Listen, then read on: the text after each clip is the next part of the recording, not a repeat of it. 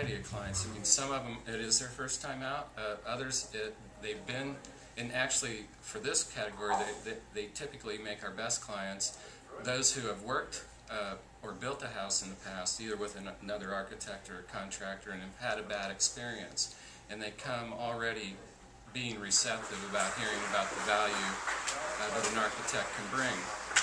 But we start the conversation by talking about all levels: design, construction costs, contract administration, and give them very real-world examples of benefits and how they accrue to them through the use of an architect.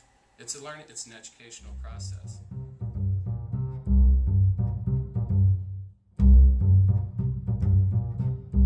Most of our employees historically have, there have been two instances. We bring them on as co-ops, and they have their experience with us, and they realize this is a fit with them, and they want to come back. And we've had a chance to see how they work, and how we work, and we've had a history of hiring many co-ops. But we also have employees who have been around, the gamut: commercial, residential, back again, and back and forth, and they just finally realized that in their heart the residential world is where they wanted to be. So they were sort of predestined, if you will, to, they had a preconception about what it was they wanted to do, and we're looking for that fit, and we try to make that happen for them. Why? I was one of those people that jumped around early on, right? So I started out with a residential architect. I left him after 2 years, went to a commercial firm. After 2 years there, I went back to a residential firm, and I realized after that sort of cycle that the residential work was really truly where my heart was, because I felt that I had a better relationship with the client. You knew who the client was. The client gave you feedback immediately. You knew where you stood immediately when working with an individual. Whereas in the commercial world, I felt you're often working with committees and sometimes faceless people, at a distance. And so that was an aspect that really attracted residential work to me. But the other is sort of the craft, and that you could really work closely with materials and craftsmen to achieve a product, and as opposed to the commercial world where you're specifying things in the abstract, and it goes out into the world, and contractors take care of it for you after that. So those were a couple of things that attracted me to residential work.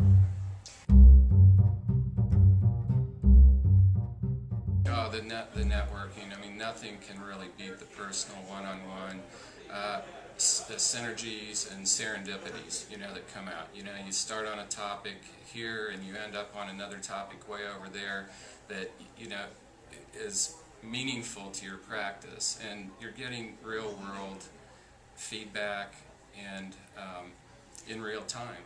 And just nothing replaces the one-on-one contact, personal contact, in my opinion.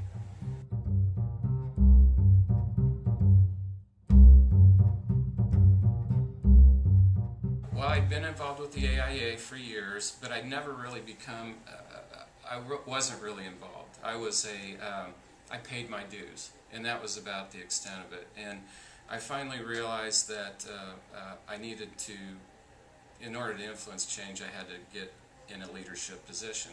And then, as far as specifics of CRAN go, serendipity, I was at a convention in Las Vegas in 2005. I was pulled into a room by a gentleman by the name of John Connell from Vermont.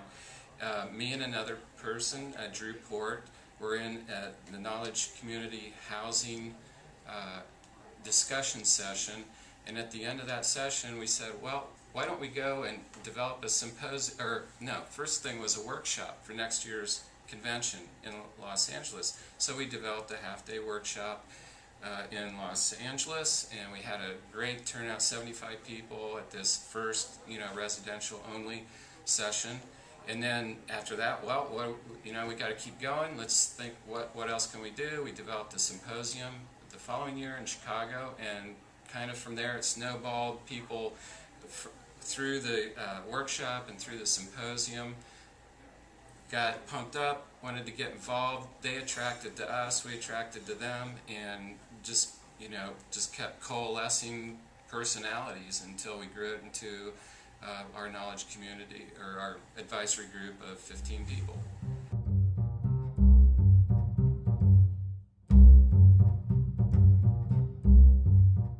Well, Newport, this has been a bar, this has really raised the bar substantially.